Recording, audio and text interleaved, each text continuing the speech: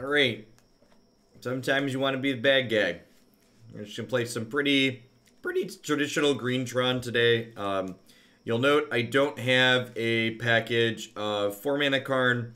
I'm not a huge fan of that in the traditional green Tron. I feel like if you're going to assemble Tron, you might as well just like do something really big over the top with it. So we just got a bunch of Karn Liberated, Wurmcoils, a World Breaker, some Ugin, some Walking Ballistas, a pair of Ulamogs at the top end.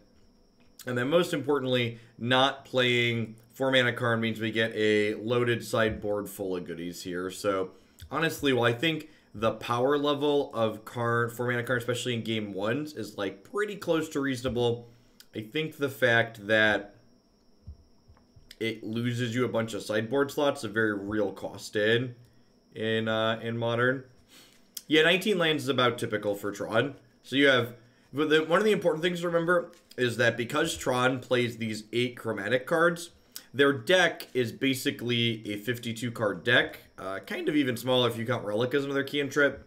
And then you mix in some Ancient Stirrings and some Expedition Maps and some Sylvan Scryings, and like your effective land count is much higher than 19. Morning, Pelly. I think I'm going to close with some champions today. And probably spend most of the time playing the Order deck. We queued into Pleasant Kenobi. Is he streaming? You know, he streams on occasion. He might be recording YouTube stuff too. He generally likes to play Leonin Arbiter decks, which is not great for us on the draw. That seems pretty good though, so we're definitely going to keep. Hey, Clamster, thanks for the 8 months of support there. I appreciate the 2/3 of a year. Welcome back. Thanks for keeping me around. He's all hype about Stoneforge Mystic like many of us, so I assume we're going to be playing a Stoneforge Mystic deck. Yeah, I've seen him post some tweets about Green White Texas.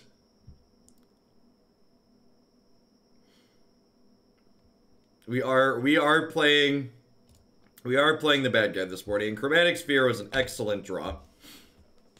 If we don't get Thaliad or Leonin Arbiter, we get to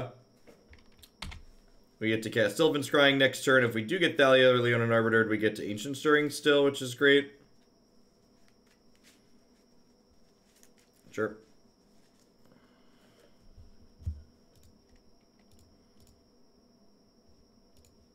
Drawing all our basic lands kind of sucks.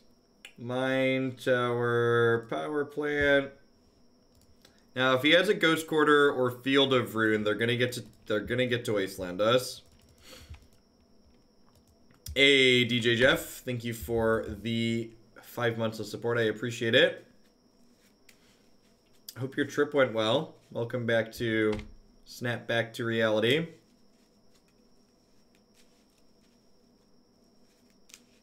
Good morning, Robin. Alright, that is not a land that wastelands me, so that's nice. I get to establish Tron next turn.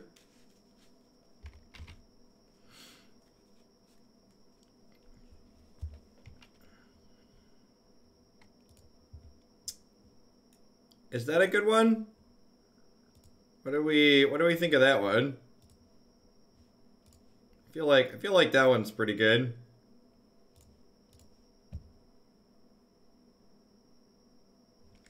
I'm just gonna go ahead and pass here. So this way, if they hit a Wasteland or a Field of Ruin or a Ghost Quarter, I can pay 2 to search my deck for my last basic.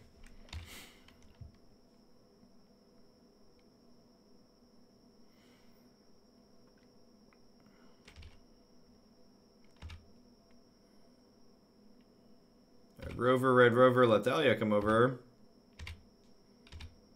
Hey, AGH, thank you for the 17 months of support there. I appreciate that. Welcome back. Keeping me around.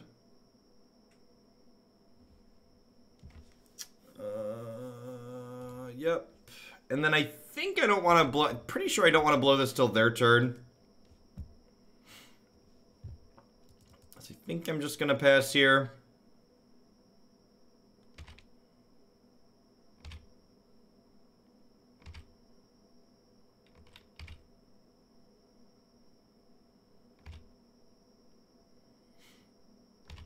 And I think I probably just take a hit here, so that way their turn ends with an empty board. So it's like use our health total as a smidge of a resource here. So like take this, go to 10. By doing this at the end of their turn, it means they can't deploy like another Thalia or another Leonin Arbiter while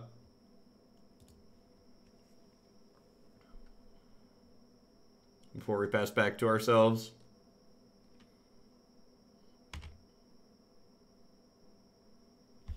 Is that a good one? I feel like that's a good one.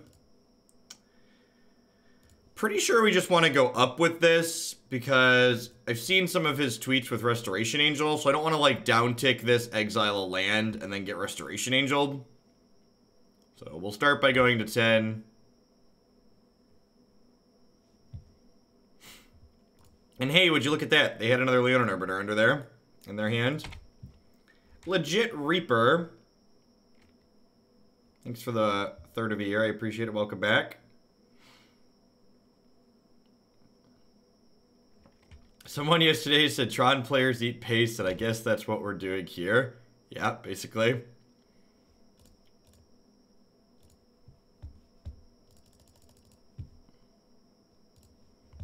I'm charging Malazer. Alright, let's start with this. I would like one Ulamog or Walking Ballista, please. One of your finest Ulamogs and or Walking Ballistas.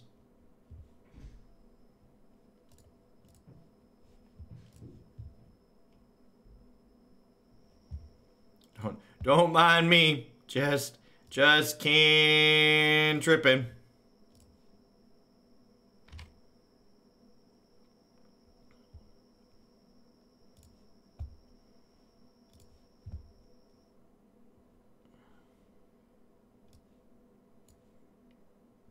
So I'm gonna grab a backup tower here.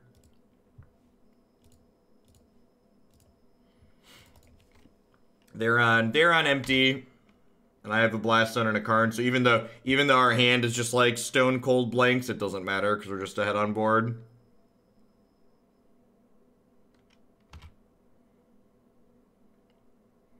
I assume this is gonna get a sword here because they don't want the card stuck in their hand. They got Batterskull, really, huh? Weird.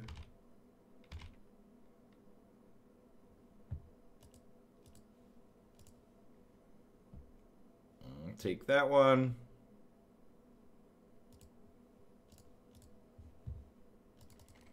I mean, they cast a Stoneforge Mystic, and everybody knows that card used to be banned in Modern, so I'm not sure how we can ever win the game. Oh wait, they conceded. That's weird. They had Stoneforge Mystic in play. Does anybody... You think their client bugged? Is that why they conceded? They conceded because their client messed up? Anybody have any idea? So we definitely want Spatial Contortion. I don't think Warping Whale is very good here. Thought-Knot's probably not great. Thragtusk is pretty good in this matchup, just because a lot of the time they're going to be, what's the word that I'm searching for? They're going to be like disrupting our mana, so just like having a 5 mana threat's pretty good. I'm gonna trim Wormcoil Engine, I think, because our Path to Exile deck. I don't think this is an Emrakul to Promised End matchup. I think I trim at least one Ulamog here. Maybe I keep the other Wormcoil. Because they are going to be disrupting my mana, it gets a little bit harder to get to these 10 mana cards. Do we expect them to be on Stony Silence? Probably. And I guess even if they're not on Stony Silence, Nature's Claim kills their... Nature's Claim kills their what's it called? Their Stoneforge Mystic things. Yeah. Yeah, it kills Vials too, so it's definitely worth bringing those in. Alright, let's do it. Usually you want to hedge and bring in claims against most white decks because of Stony Silence, and then you'll notice I trimming 1 to 2 Chromatic Stars when you expect Stony Silence is also not unreasonable, just because those are cards that don't have text against that card. Turns off all artifacts.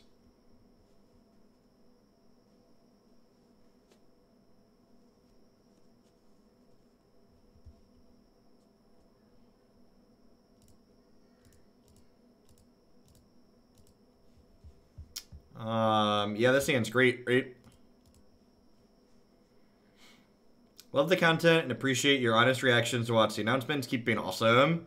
Smooch, thanks for the 5 months. Welcome back. Happy Friday.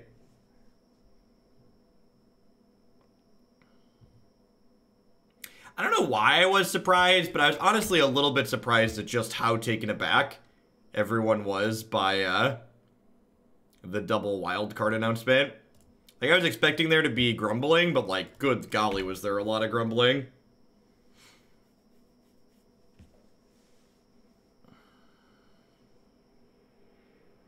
ETA to Lab Sandstone Blade. I don't know, an hour?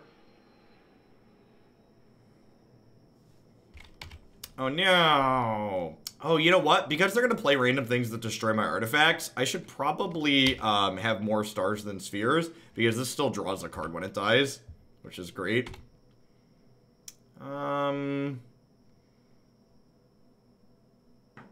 I want to Walking Ballista here? The Boss Driver, thank you for the 10 months of support. I appreciate it. Welcome. I feel like I don't... I feel like... Then another question is, now that I drew this sphere, do I just, like, sphere into stirrings? That's probably the line. I don't think I'm supposed to just shoot this.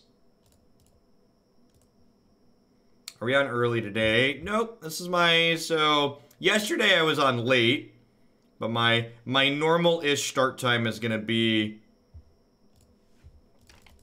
around now, from now on, 7 a.m. moving forward. The last 2 weeks now, I've been on around 7.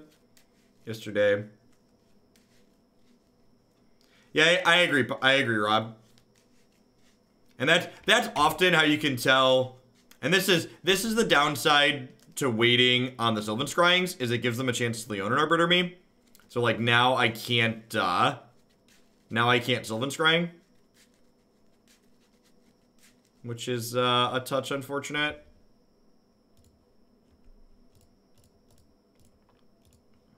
Maybe I'm supposed to Walking Ballista the bird since they missed a land drop here.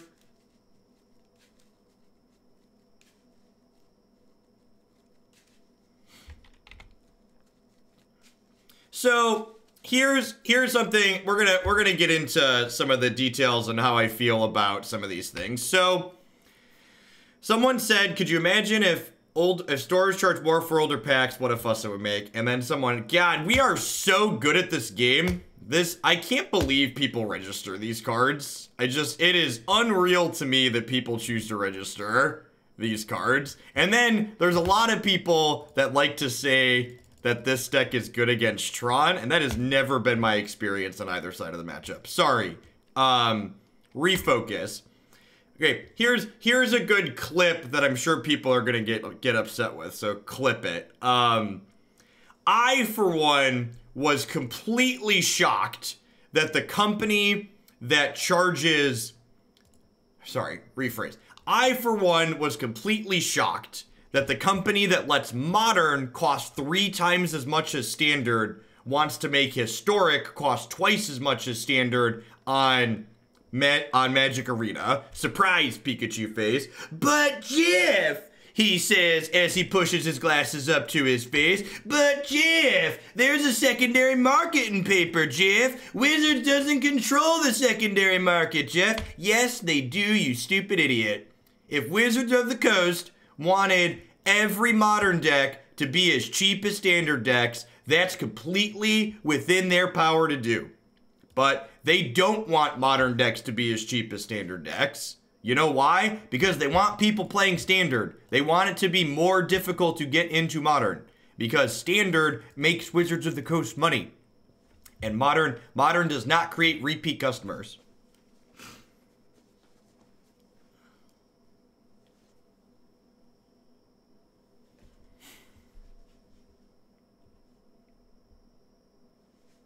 Like, I don't get it. Like, so imagine, so like here's a thought experiment.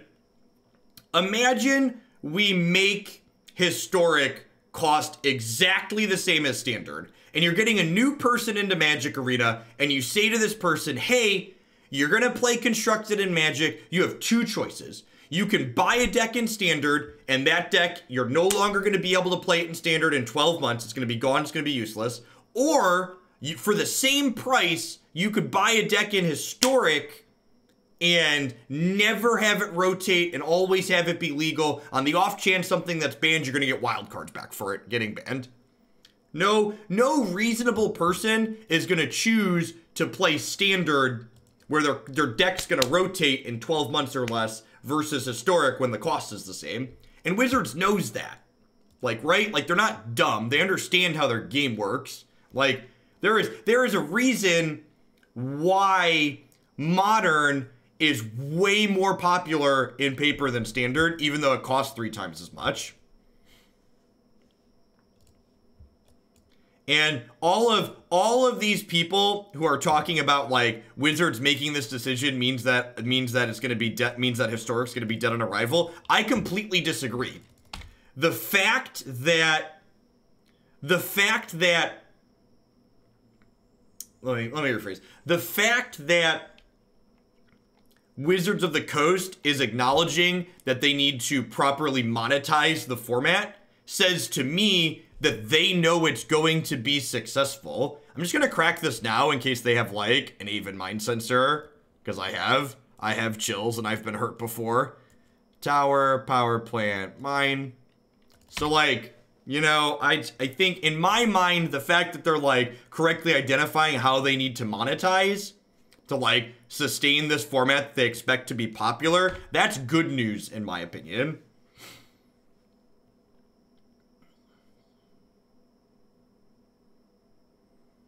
Are we the baddies? We are in fact playing the bad guy this morning. Yeah, well, Frontier never had any official Wizard support, right?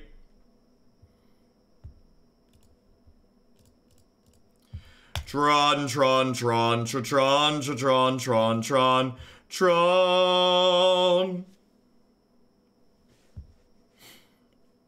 When this deck's firing on all cylinders, you're just like, yeah, gonna get it.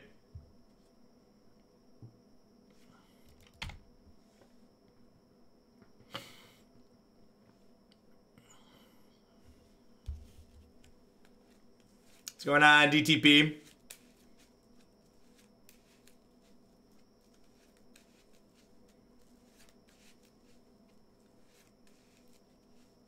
Need little skull card backs. Where are my Moto sleeves? Opponent cracks their fetch and concedes. Crack my fetch land, concede. Excellent. Excellent. I appreciate someone who knows what's up. Man, it's really unfortunate that Stoneforge Mystic has ruined the format and is incredibly too strong. I'm gonna miss this. I'm gonna miss this, chat. I think it's just Thragtusk and Spatial Contortions in, Ulamogs and Wormcoils out. I think I'm gonna leave the Relics in because they're probably a Ghost Quarter deck with their what's it called? I wonder why people who play Death and Taxes in Modern don't realize the strong part about Death and Taxes in Legacy is the lands, not the servers. Yeah, the reason Death and Taxes in Legacy is good for the same reason all the Chalice decks are good in Legacy, right? You're trying to just like get people. Like you're hoping that you get to like randomly Stone Rain them and then port another one of their lands that they get incredibly unlucky and lose the game from there. Death and Taxes in Legacy is a deck that leans into trying to capitalize on the incredibly high variance nature of Legacy as a format.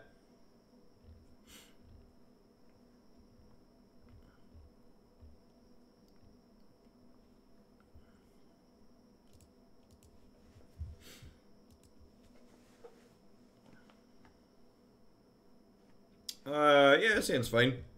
Not amazing, but fine. This hand could be anything. Oh, you know what? I didn't board in Nature's Claims. We're gonna get Stony Silence, and I'm gonna be really sad. Some of these should totally be Nature's Claims. It's a pretty big mistake.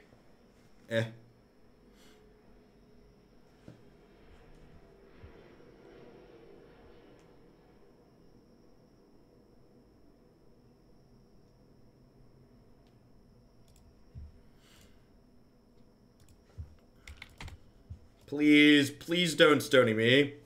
Please don't stony me. Please don't stony me. That's true. It is a no justice stream. Which hopefully means we're not getting stonied. Is that a good one?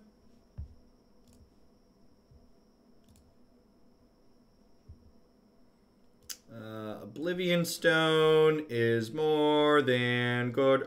It's great.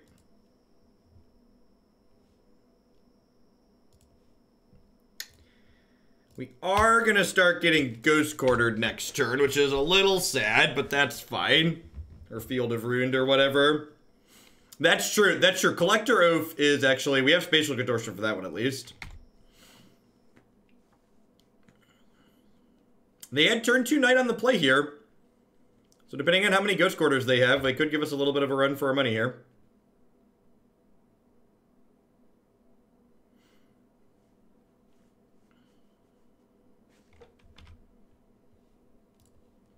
I have 4 basics in my deck. Yeah, they have the Crucible creature as well. That's very true.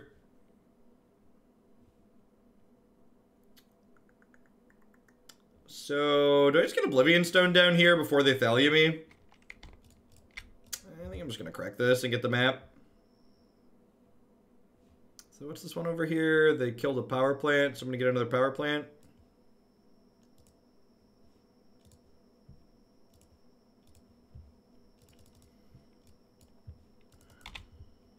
I don't know. Like, putting the other Tron piece into play here means they have to Ghost Quarter me or Field of Ruin me again next turn, which, like, ties up some of their turn doing that, which is nice.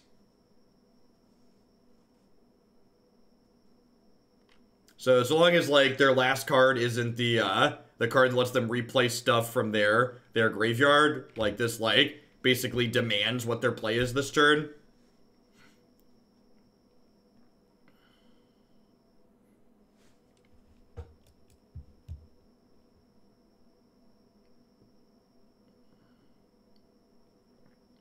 I think Death and Tax is just a good example of a metagame deck in Legacy. And Legacy tends to have a metagame that's narrow enough that you can play a metagame deck like that successfully. It's not like how we frequently talk about modern metagame decks not being very good.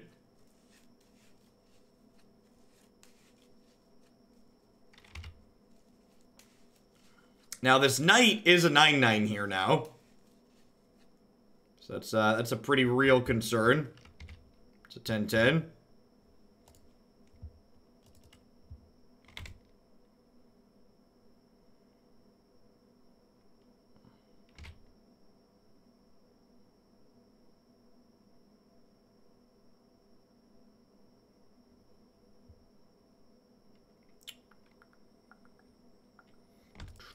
Yeah, the third Ghost Quarter probably means we're dead.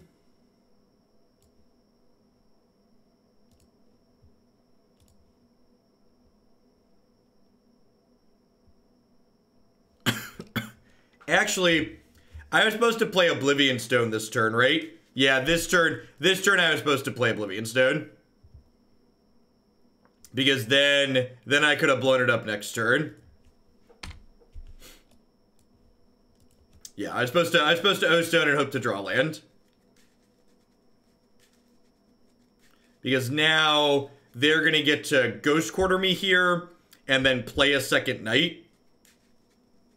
And, like, this is such a great example of, like, how good Tron is in these matchups. Like, my opponent played a giant creature out on turn 2 and then has Ghost Quartered me 3 times. And if I'd have sequenced correctly, I'd have a very good chance that they just wouldn't be in this game still. Hey, Arnie, thanks for the raid. Happy Friday. Welcome, folks. We're hanging out playing some Modern Tron this morning. We're going to play some Stoneblade after that and then roll on into some Standard on Arena.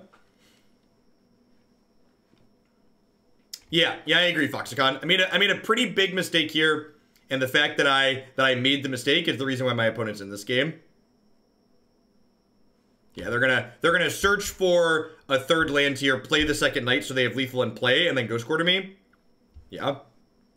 Yeah, so if I would have sequenced correctly, we would have beaten what is pretty close to their nut draw here on the draw. So again, last turn I should have done this plus this, and then I would have been able to crack Oblivion Stone this turn. We can theoretically find a Walking Ballista to block here, right? That doesn't do it either though, right? Because these are 13s now. I think that still does it. Oh yeah, we could have drawn a Thragtusk too. We could have also drawn a Thragtusk.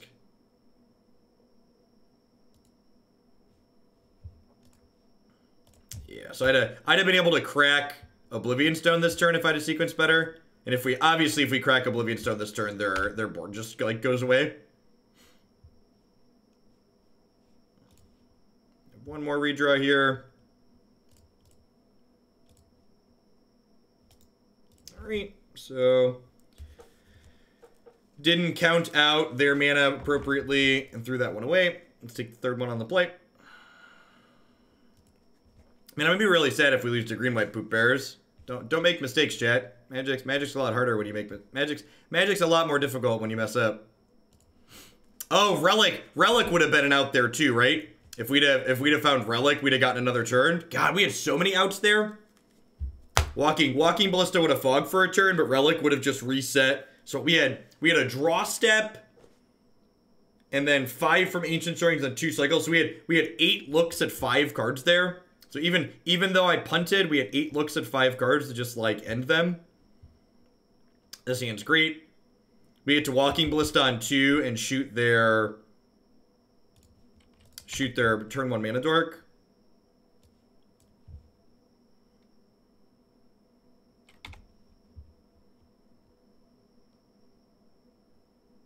Tron.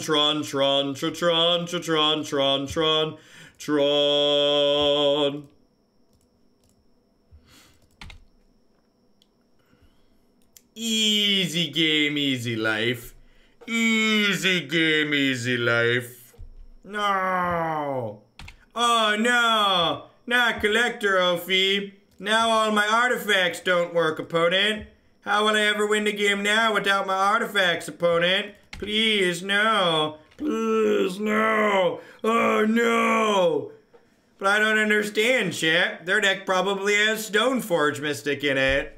How can we ever possibly beat a Stoneforge Mystic, chat? Stoneforge Mystic is too good for Modern. It's oppressive. It's oppressive.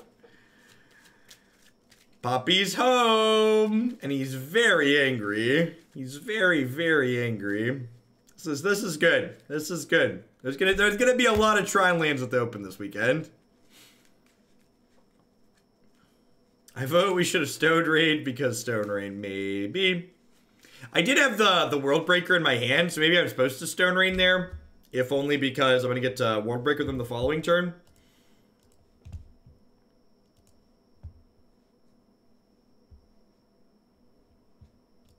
Is the control matchup the Emrakul matchup? Yeah, against control decks and against combo decks. Using Emrakul to kill the Storm player with their own Storm deck is the tops. It's very good.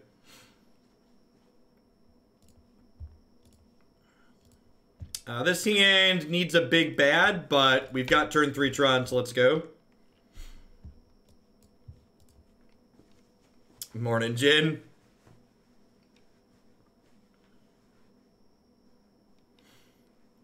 I'm so happy that we just got to Tron back-to-back green-white Ghost Quarter idiot decks. Just like, allow me to dumpster your bad green-white cards with my good Tron deck.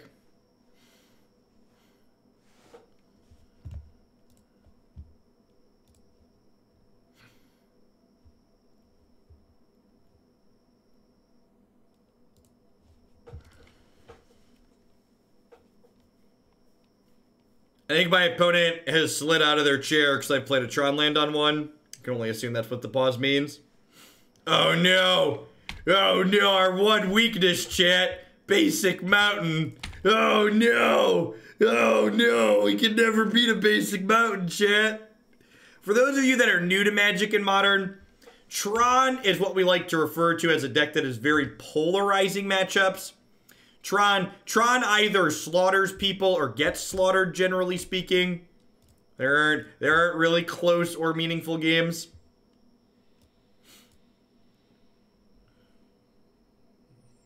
Tower mine power plant. How is Tron versus ad nauseam? Tron tends to have a bad ad nauseam matchup.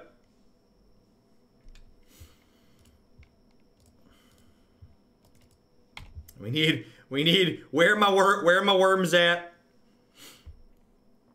Where are my worms at, chat?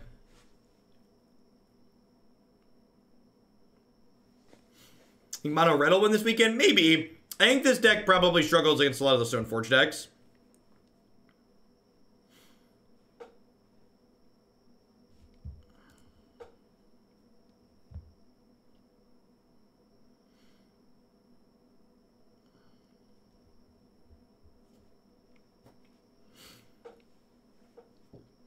Yeah, playing Answers doesn't beat Tron.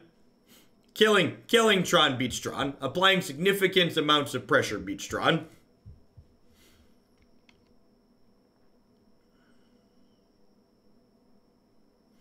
So if we draw another blank here, we're going down to 7 here. It's a little scary. And like they have 2 lava darts in their bin, so we're at a virtual 5.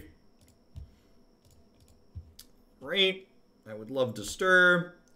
I would love this worm coil engine.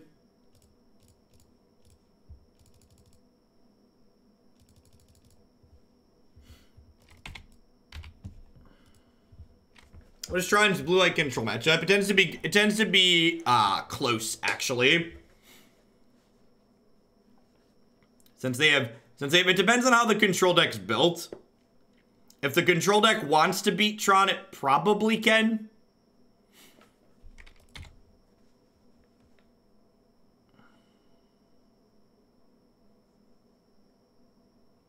We might die to this having Trample and a mix of burn spells, killing this out of their hand.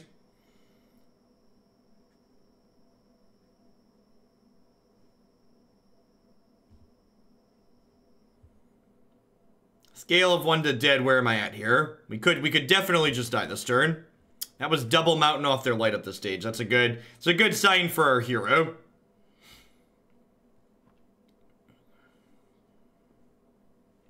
Yeah, they can burn this to make it smaller.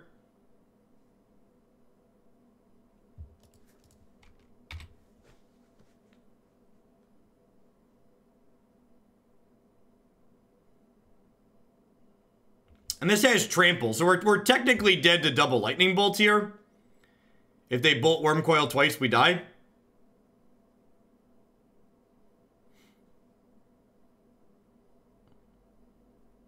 There's the first one. All right, didn't die. Hey, Cassie, thanks for the support. Looks like it went right on through. I appreciate you keeping me around.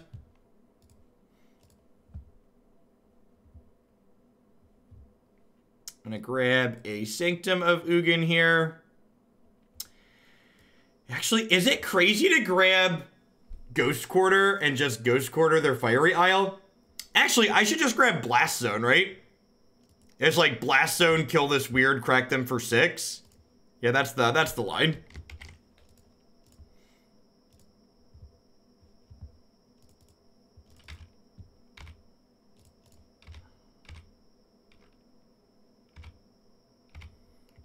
I think I want to just try and clock them. Just like kill them ASAP.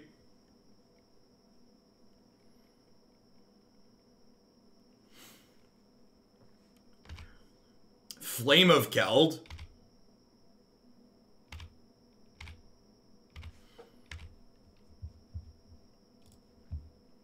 So is it, so this is why I played the other Oblivion Stone out.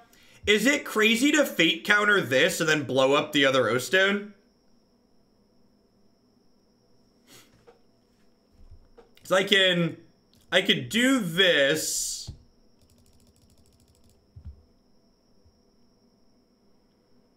I just like deny them drawing 2 cards. Like, I lose my Death Touch Worm, and I lose my other O-Stone. But, like, the top of my deck's way better than the top of their deck, right?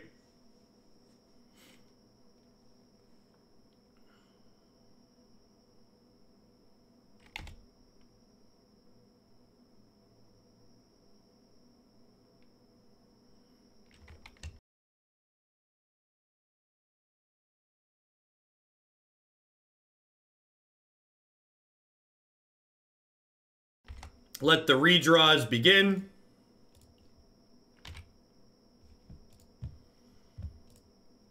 Don't mind me. I'll just be over here spinning my tires. Don't mind me. Just over here spinning my tires.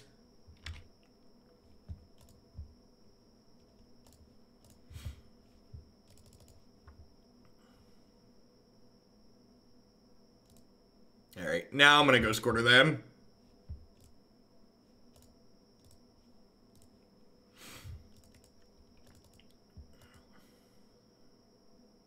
This keeps them on the same number of lands, but it prevents them from drawing a card with that one next turn. Because they really need a way to kill this worm token.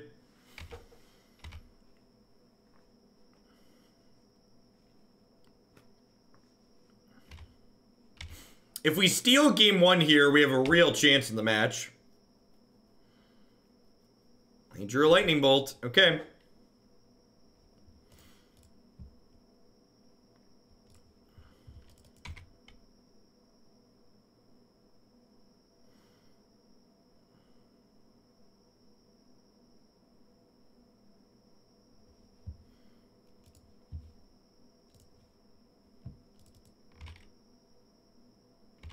You put them at 1, they couldn't have paid life for the Horizon land anyways. It doesn't cost life to cycle the land, Clampster.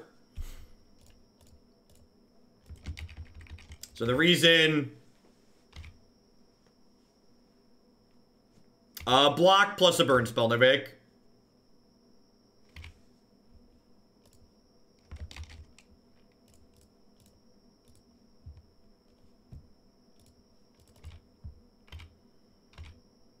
Ulamog. That'll do, pig. That'll do. Tires were bound to spin into it eventually, right? We technically could have died here if they'd have drawn a light up the stage. They could have lava darted us, floating a mana, light up the stage, and then hit some burn.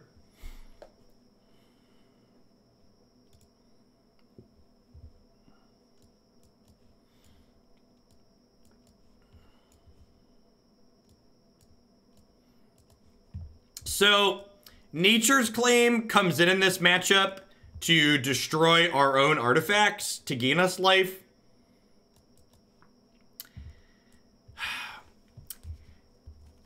Is this an Oblivion Stone matchup? I almost feel like it's not, huh? Does anybody think it's crazy to cut O-Stone? I feel like all of these are probably better.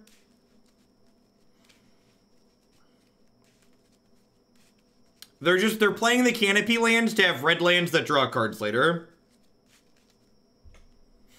I'm not using Karn the Great Creator because having a sideboard in Modern is busted. What am I cutting then instead? Do I feel like I want all of these things? What about Warping Whale? Yeah, I guess World Breaker's not good. This is 60. Karn is also not great. Disagree. I think Karn is much better than Oblivion Stone a lot of the time. Karn, the opponent's deck is frequently going to be choked on mana, and Karn takes cards out of their hand in a meaningful way. I think Ugin is better than O-Stone most of the time. Because it's an actual win condition.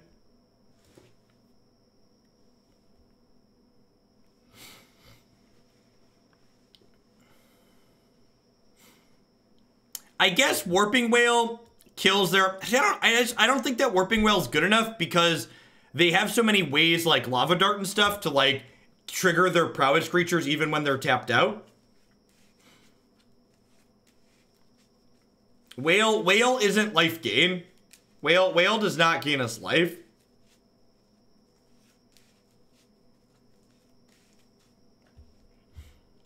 This is not amazing, but it's fine. Yeah, Warping Whale does not like prowess. Warping Whale is an intervening if clause, which means the creature has to have 1 toughness or 1 power when you target it and when it resolves. Yikes. Alright, I think I'm just gonna grab the other Spatial Contortion here. Just plan to fire that off next turn.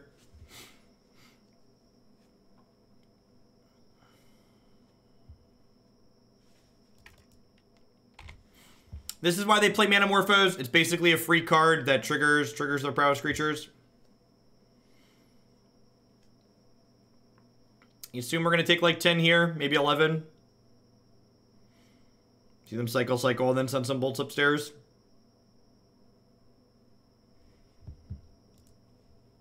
Good. We could just die on their turn 3 here. Very, very real chance that that happens.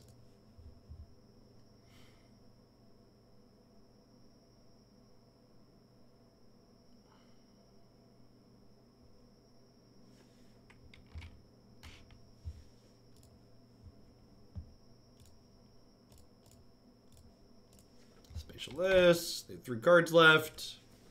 We're doing this now because I don't want them to be able to like give it a bunch of prowess triggers in response and blow us out. Don't be afraid to play your instants as sorceries if you're playing around stuff. Am I dead yet?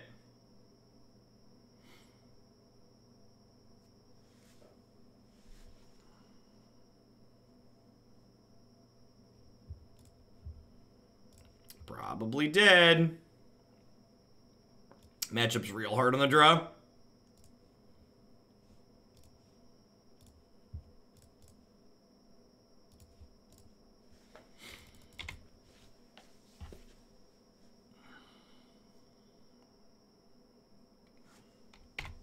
That is a solidly not dead yet.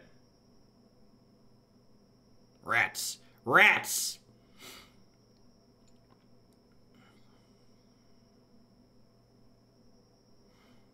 Sure, that's a really important part, unless they have a dart in their graveyard.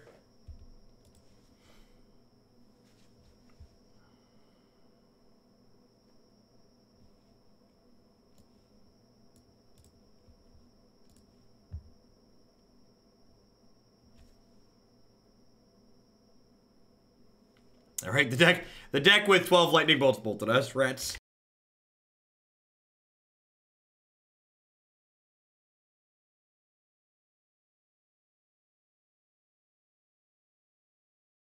Yeah, that was, they were on the play and they had the triple Manamorphose draw, which is like pretty good.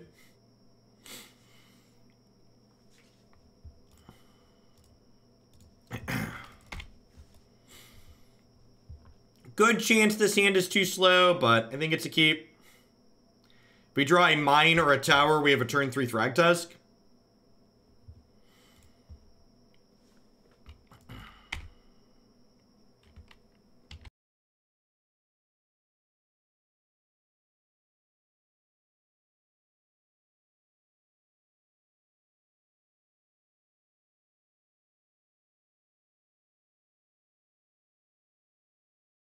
My ancestors are very proud and slightly confused that I get money to play a children's card game. That's how they feel about me playing Tron. That's a lot of 1-drops. We're probably dead next turn.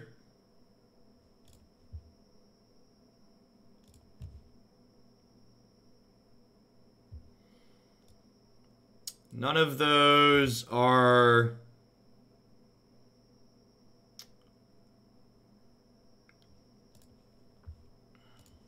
None of those are the spatial contortion I wanted for Christmas. Hey, Aiden, thanks for the Prime support. I appreciate that. Welcome. Thanks for keeping me around. Hope you're having a good one wherever you are.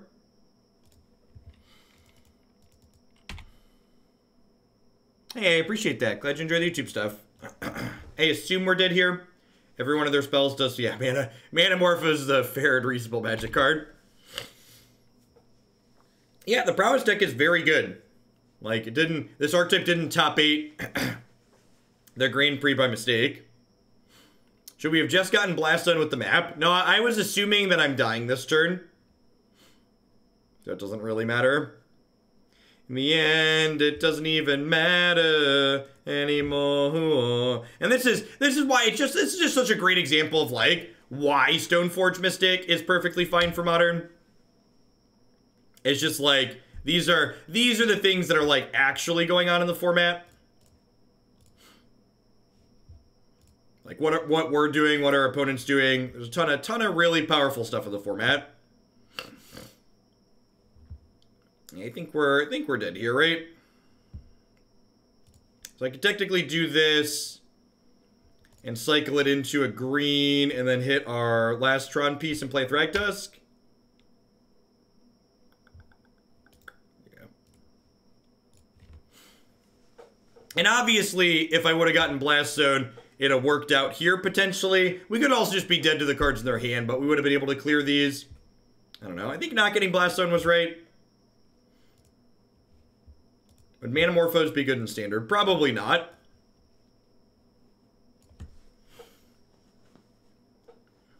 Alright, we beat 2 Mopey Stoneforge Mystic decks. We died to an efficient aggro deck.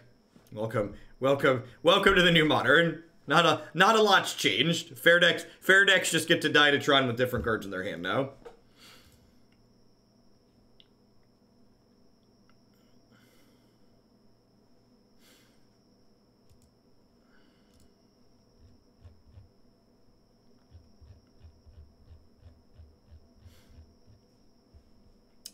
Yeah, I mean, the changed Modern format with the ban list is we just took the decks that were 12s and we dialed them back to like 7s or 8s. On a fundamental level, the format is not different.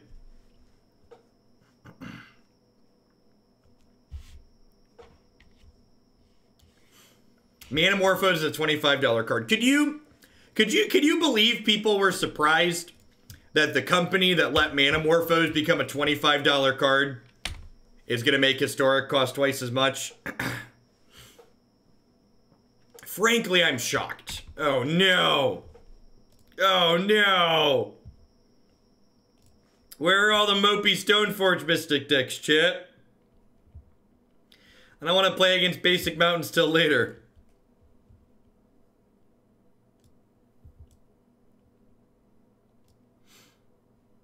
Historic for 2 wild cards is really bad news. Disagree. I think Historic for double wild cards makes a lot of sense. I think looking at non-rotating formats from a historical perspective and looking what they're supposed to be and what they're supposed to do, I am both unsurprised and think it's mostly reasonable that they cost twice as much. Yeah, there was a big for people that weren't here yesterday, there was a big Historic announcement. They changed a bunch of stuff for the better. And there's a reaction video on my YouTube channel. It's a good people who are unfamiliar with Historic, you should turn that little bell on for my YouTube channel.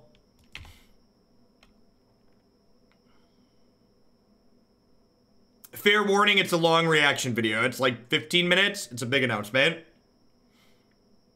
We're probably going to be too slow here. The fact that we missed a Tron piece on this Ancient Stirrings was pretty bad for us. God, are we dead this turn? We're almost dead this turn.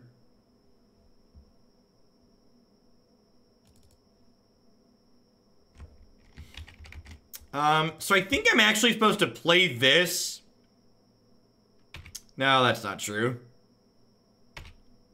If I cycle this and hit the 3rd Tron piece, I can cast Wormcoil this turn.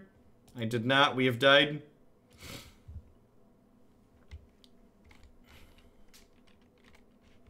People talk about Magic cards the same way they talk about Bitcoin.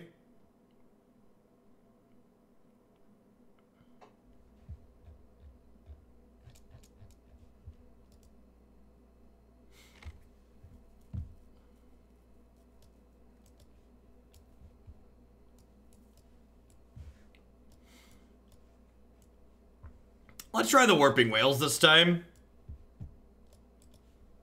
Definitely want these Nature's Claims for destroying my own things. Trim the World Breaker, trim the O-Stones. I'll leave Ballista in and cut Ugin.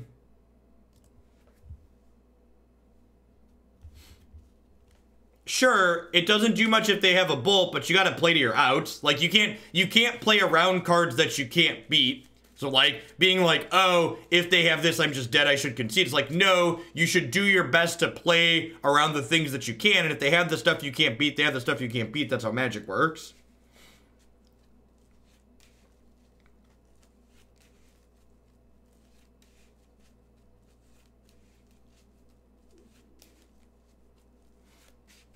It's a great meta. Yeah, I don't know.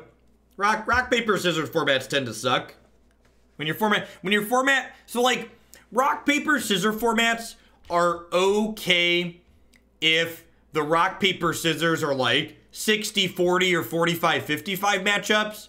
But when your rock, paper, scissors are like 70-30 or 80-20 matchups, it becomes a lot less interesting, right? Because it comes just about like, okay, did I hit the matchups that are good? Or did I hit the matchups that are bad?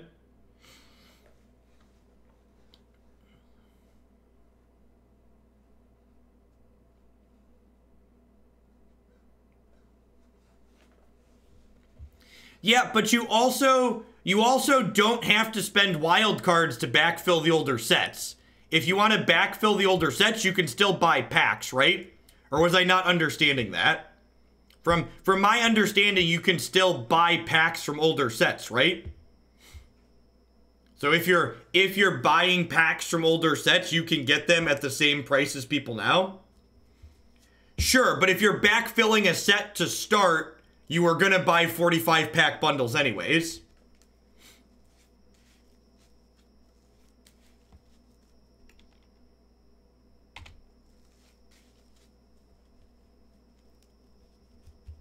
So like, I get it, some people would prefer it be cheaper than that. Everybody always wants Magic to be cheaper. But like, wild cards are not the only option.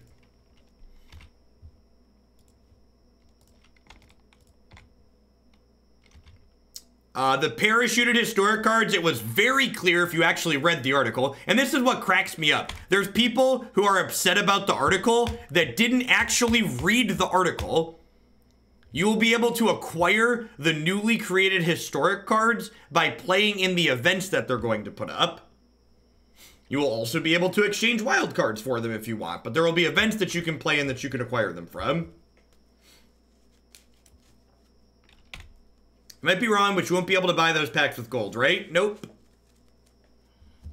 People who are, here's a blistering hot take that'll piss Reddit off.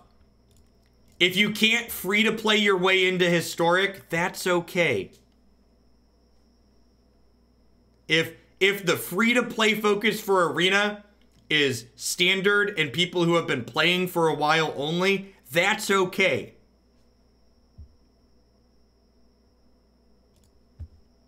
It's true, Thunderwunk.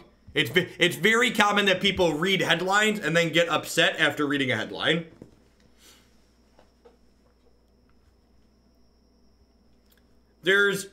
I feel like this is a great example of new Magic players not understanding that not every format of Magic has to appeal to every player. It's okay for some formats of Magic to only appeal to very specific players. That's okay. That's how Magic's always worked. Magic's a great game because it's a lot of different things.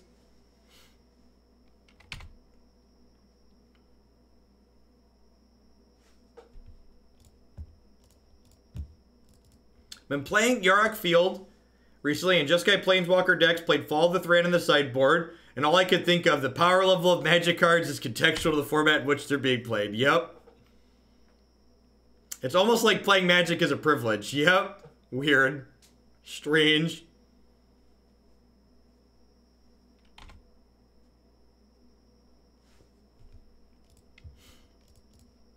Alright, let's just spatial this one out of time and space.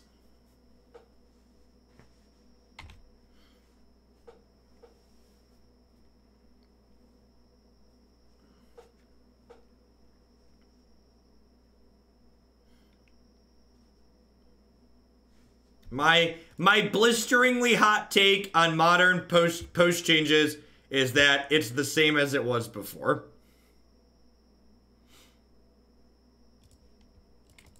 That's my blisteringly hot take. My hand does not come together here. Thankfully, the opponent's stuck on one land, he says, as his opponent plays a second land. It's a children's card game. Are we surprised people are acting like children about it? Not in the slightest.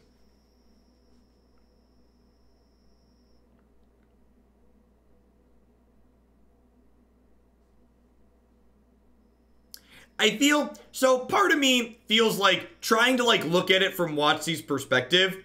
I feel like they probably had two options. One, leave Historic to rot, or two, support the format, but support it in a way that allows them to efficiently monetize it. And I personally would prefer that they do the latter. Like, would you prefer Historic is 1-to-1 wild cards and it gets 0 support? Would that be something that would make people happy? That wouldn't make me happy. I'd much rather be able to actually play. That's a good draw. Let's play this Wurmcoil Engine.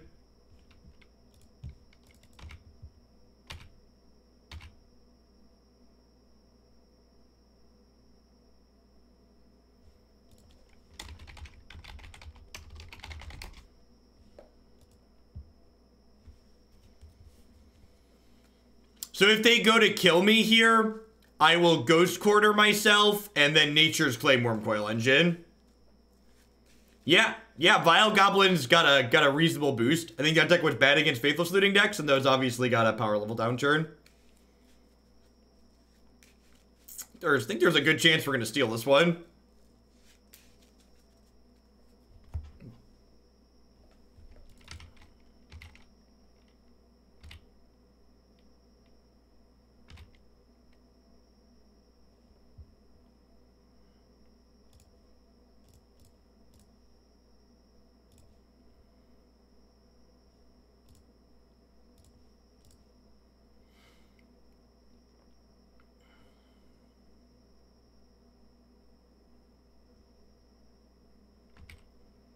Oh, so you're like super dead, huh, opponent?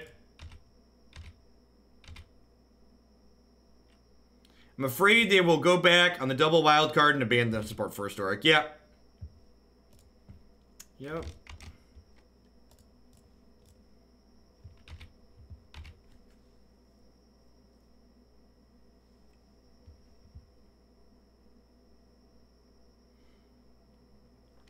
Like I said, these matchups are hard for Tron, but they're not impossible. Sometimes you run a little bit good, and you stick your Wurmcoil Engine. Honestly, if there's going to be more of this Prowess deck around, it might be right to go back to four Wurmcoils. Maybe we cut the second Ballista for a 4th Wurmcoil.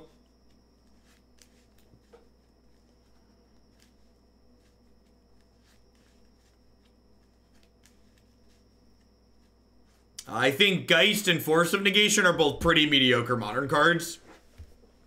Geist of St. Traft has basically never been good in this format because there's so many creatures in this format that block.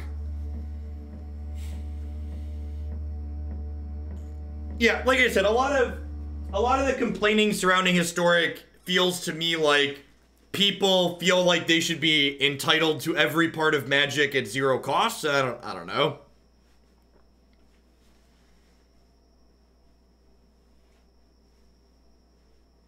I agree, Quintus. I think my one request for the arena economy is that I wish they would implement 5th card protection for ICRs. I think that would be ideal. But other than that, I really don't mind the arena economy as a whole.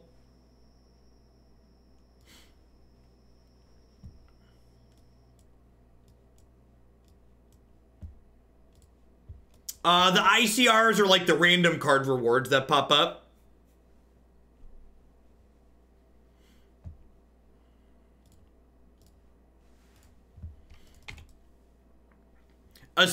Especially, they should implement 5th card protection for the random ICRs that you get as part of the Mastery Pass that you had to pay money for. Like the random free ICRs that you get, whatever you want to leave those how they are, fine. But the ICRs for the Mastery Pass should definitely have 5th card protection.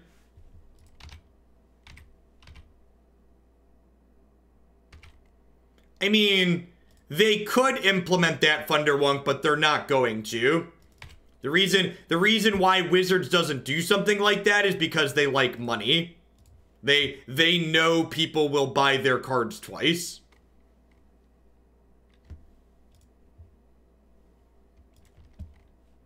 No, I don't really like playing limited.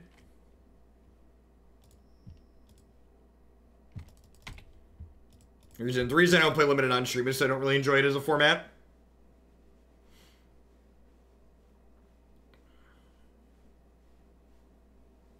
Did I forget to bring my water bottle down here this morning? I totally forgot to bring my water bottle down with me this morning. I'll have to run upstairs and get it.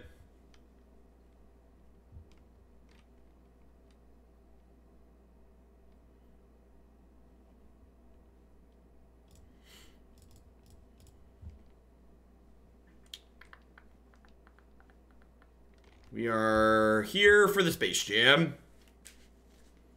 Tilt. Definitely not playing around Mana Leak because they have Cryptic Command mana up next turn. So, I think it's pretty right to just, like, head to the Space Jam there and hope for the best.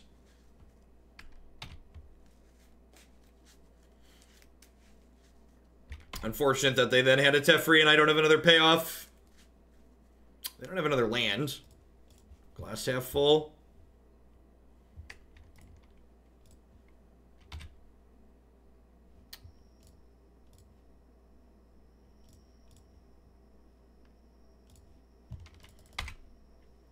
Yeah, the Oblivion Stones can put fate counters on each other like a big happy family. I'm just like hanging out, waiting for an Ulamog.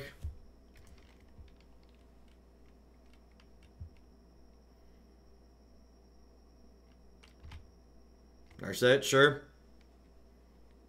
I'm probably blowing...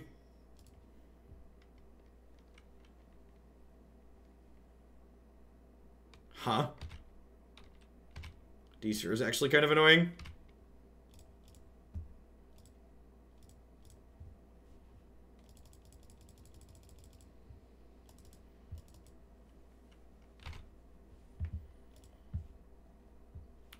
Ulamog.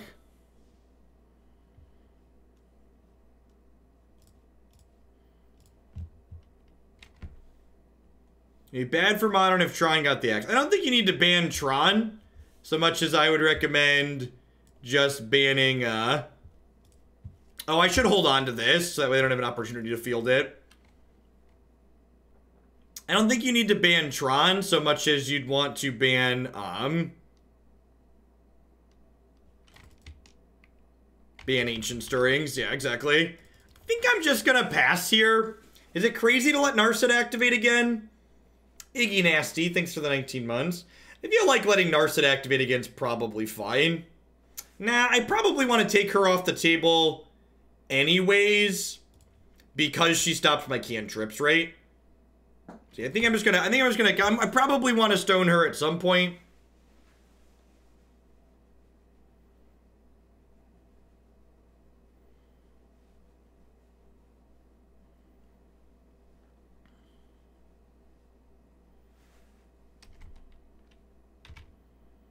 Yep.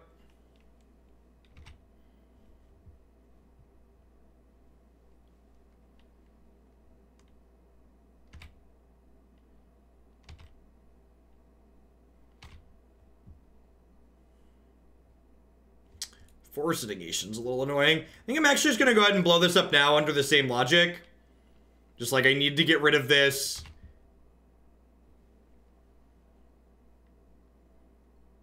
Yeah, can we just like restrict tower? Is that a legal play?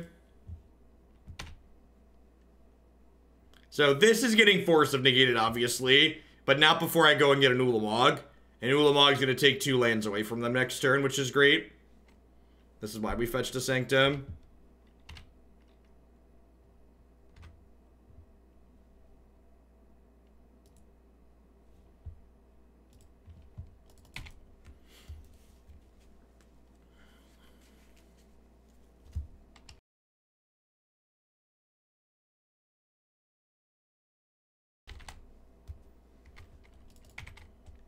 So they can Cryptic this Ulamog, but it's still going to double Stone Rain them.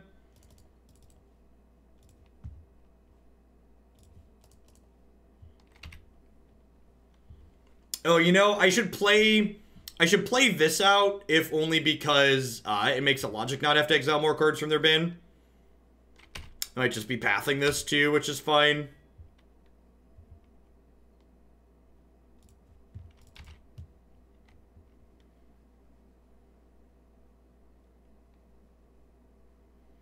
Yeah, but then I've spent mana on the following turn, which is not ideal.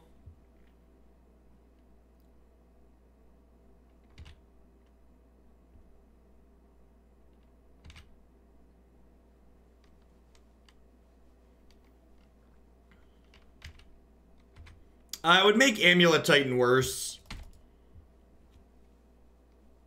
Yeah, Mono Green Tron isn't even killed by banning Ancient Stirrings.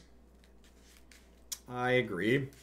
I assume we're going to see them field a tower here just to choke me on mana a little bit and for them to get a white source. Since I took them off of both of those. They exiled this Detention Sphere, right? Yeah.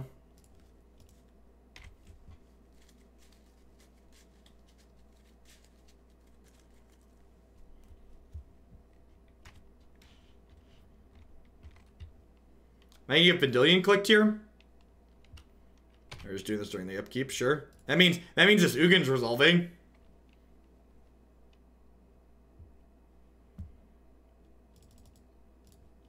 Does not mean it's resolving. They could have a Force Negation plus a blue card.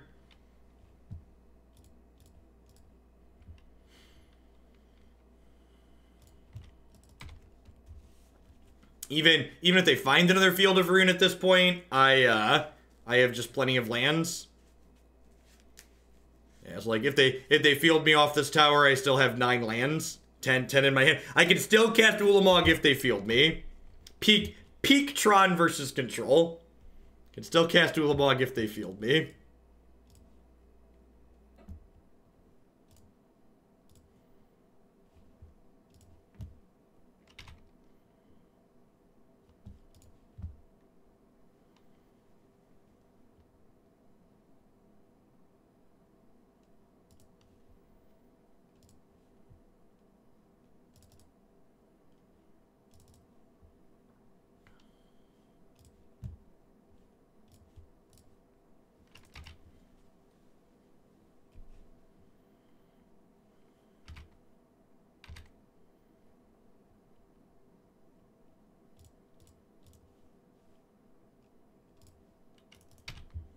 Let's change zones here. Such Ponza much wow. I mean, you know how this works, Burgo. We are a Ponza deck.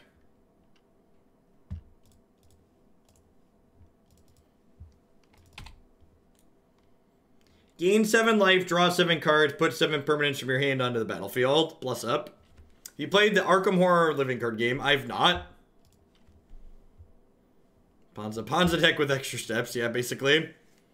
All right, and yeah, we exiled 2 basic planes, which is about how many basic planes they usually play.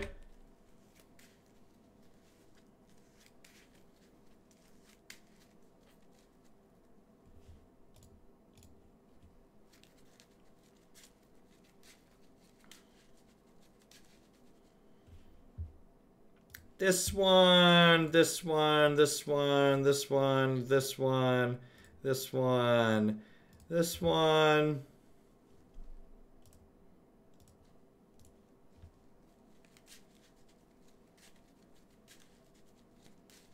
I'm supposed to Stirrings first. Nah, if they have like something like Cryptic Command, I don't want them to like counter the Stirrings and bounce my Ugin in case they're getting cheeky. Like, they're not, like, I feel like I'm far enough ahead that I can like take a slightly inoptimal play to play around them being silly. If that makes sense.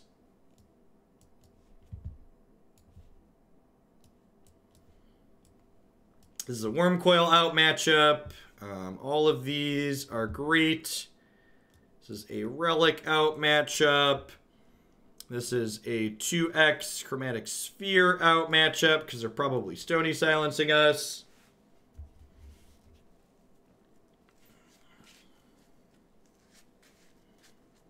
What else do I want to trim here? Trimming an Oblivion Stone's probably fine because they're probably Stony silencing me.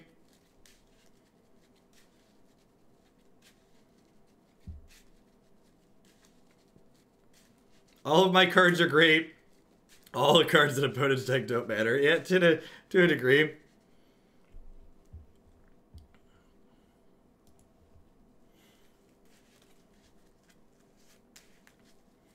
So we're currently 3-1 in this league, with the last match being against Blue-White Control here. We're up a game, heading into game 2. While this is going, I'm going to grab my water bottle.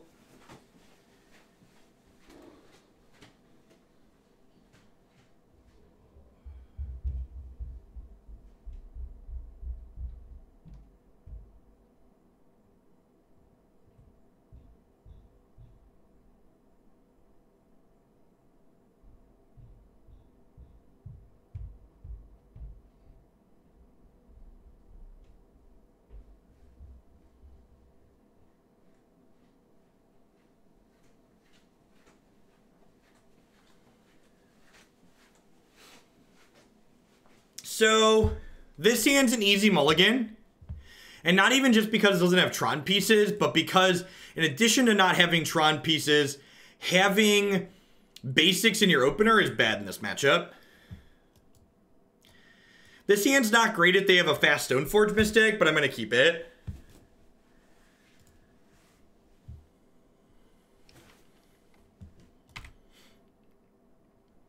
What was the first deck today? This one.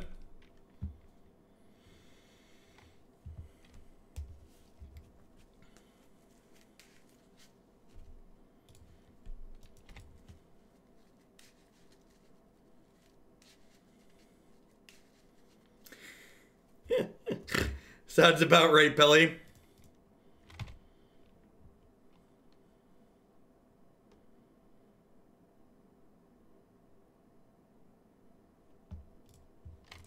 Well, we're going mining, chat.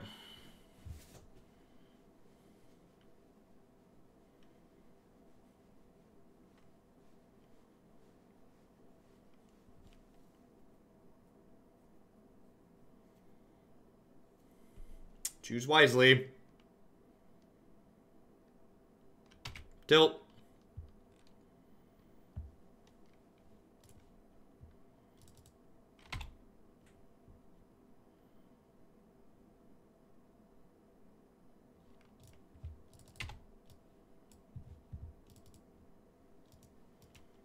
Fields and extracts mine, that would be brutal. Narset's actually pretty annoying. This is another reason to cut our cantrips. Well, now we're really glad they didn't take our mines away. Now we're really glad they didn't take our mines away.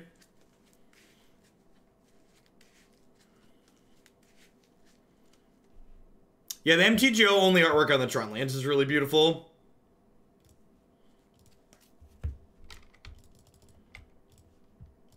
Pretty okay draw. We'd love to draw Thought-Knot Seers and Thragtusk from here before we draw some more lands.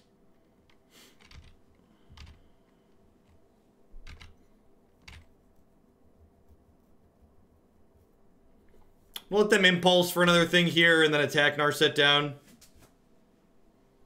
Cryptic Command, sure.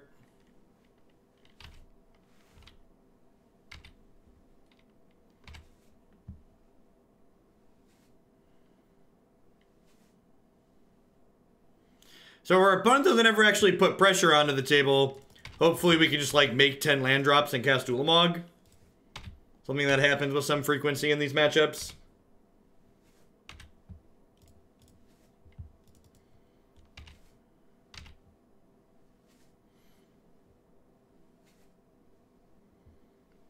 Now I can just attack it, Cinnabar. I don't think there's any reason to blow a counter on it. So I'm going to go ahead and pay 4 and put a counter on Walking Ballista here, because then next turn I can crack map, play a land, and put another counter on it.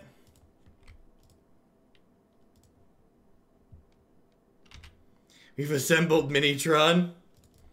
Minitron! Minitron is go. Grab a Blast Zone here.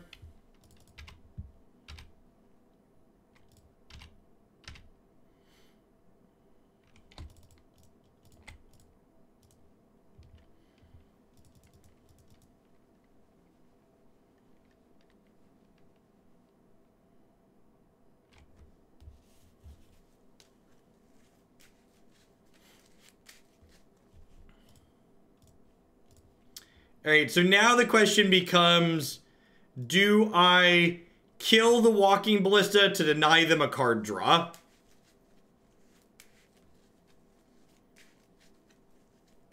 I don't think I do, because I think if they want... No, I think if they want to spend a counterspell on me recasting the Walking Ballista, I think that's fine.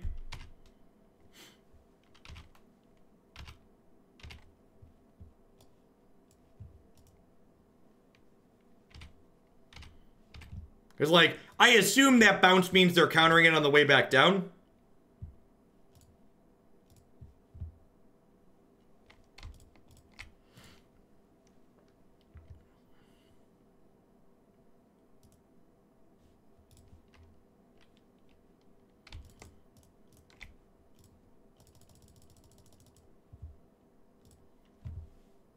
This is the part where we just, like, cast a spell they need to counter every turn for the rest of the game.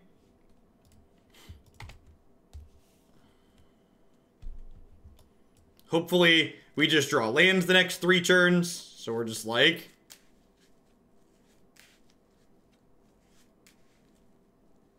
What are we Snapcaster maging? More importantly, why didn't we snap Cryptic? I feel like if this was their play, they should have just snapped Cryptic, right?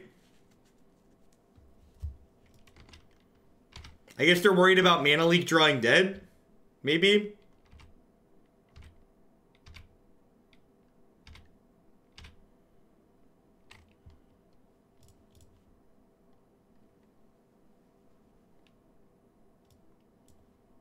Well, I was hoping to hit a land there, but I guess Thought-Knot Seer will do in a pinch.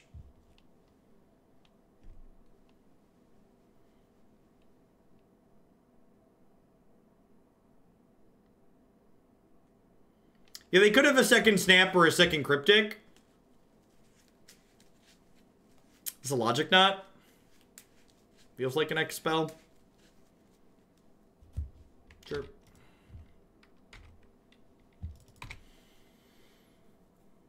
They're down to 2 cards.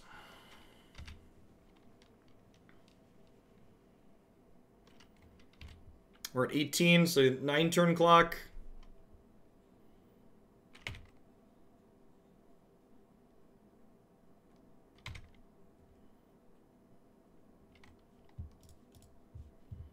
All right, hold on, folks. I'm going to do it again.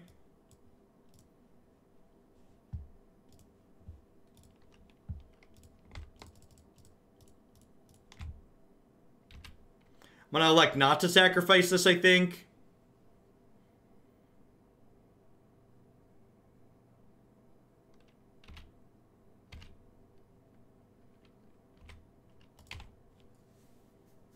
And then exiles the card, so I don't have to worry about them surgicaling it, which is great.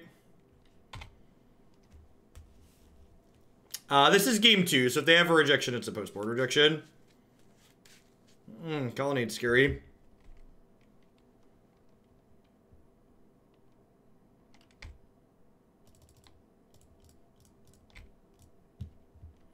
Colonnade increases the speed of their clock significantly. Now, if they have more counterspells, we're going to be in trouble.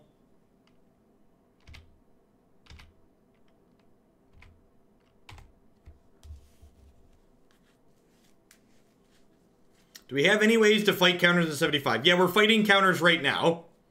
It's called threat density.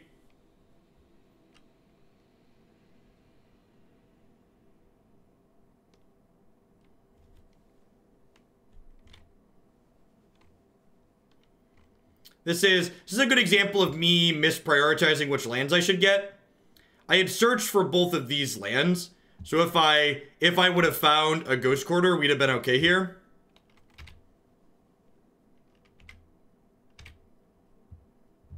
Hey, look, something finally stuck.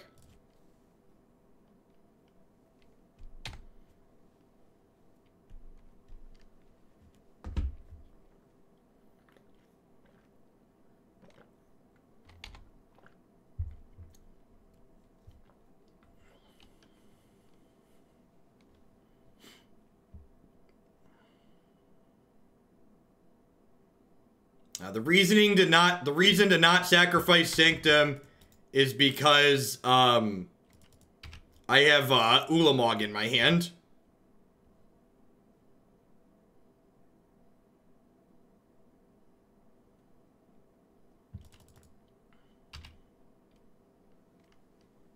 Do they know I have Claim?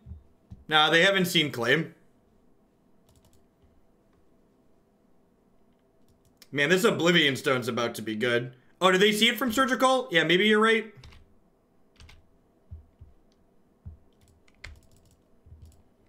I believe this is what the kids would refer to as Lit AF.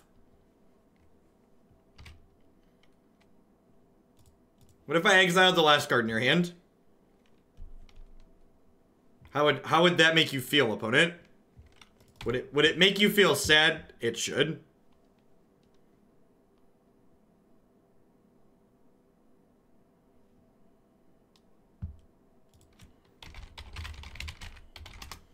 Oh no, not Field of Ruin. How will I ever win the game now, opponent?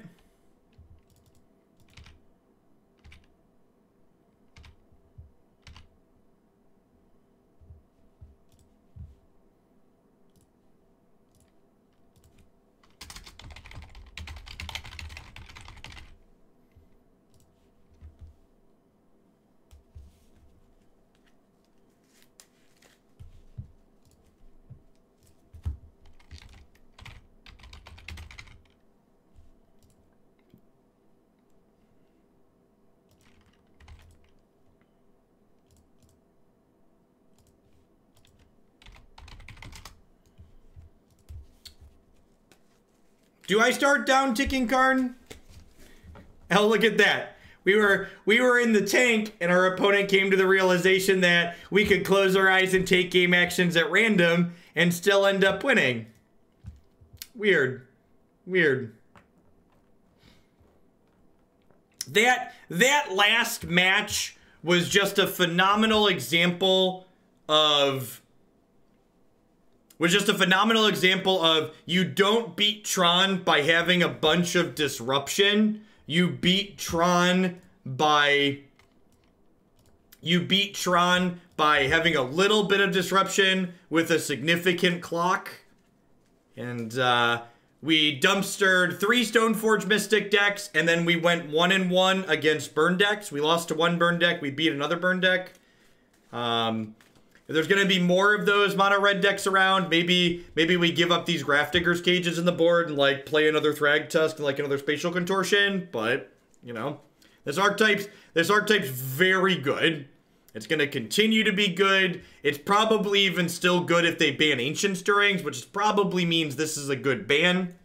Because if this deck's busted and it's still busted after they ban a key card, it becomes slightly less busted.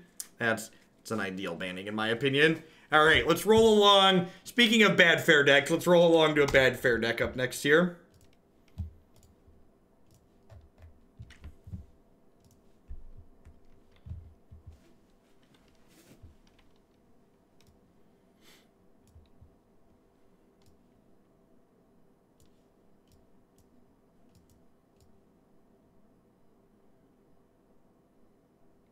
Stoneforge Mystic was supposed to be oppressive, that's why it was banned for forever. No, Stoneforge Mystic was banned for forever because Wizards of the Coast doesn't reevaluate the ban list often enough in Modern, and hopefully this unbanning signifies that that's finally going to be changing and they are going to reevaluate more often. Now, Dragon's Claw is only a good card against burn if you are also casting red spells.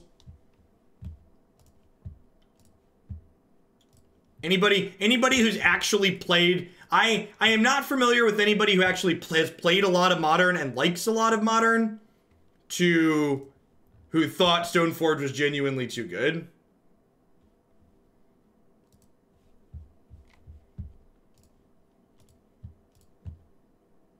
Unfortunately, I ended up with some Yu-Gi-Oh cards in our Abzan